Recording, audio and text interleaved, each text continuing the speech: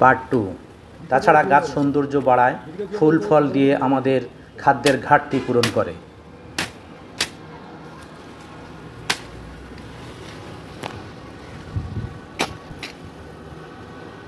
প্রকৃতির ভারসাম্য রক্ষায় গাছের ভূমিকাই প্রধান।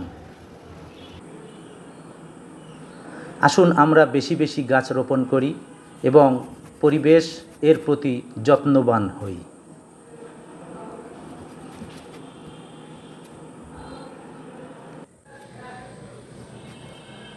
মহান আল্লাহ তাআলা আমাদের সহায় হন।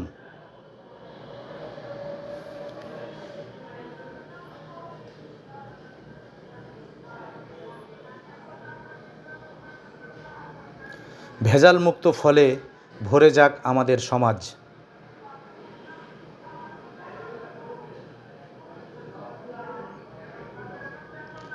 ভেজালকারীকে আল্লাহ হেদায়েত দাও।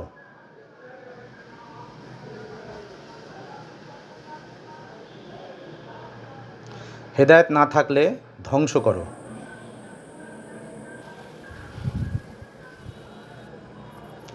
সবাই ভালো থাকবেন এই দোয়া করি।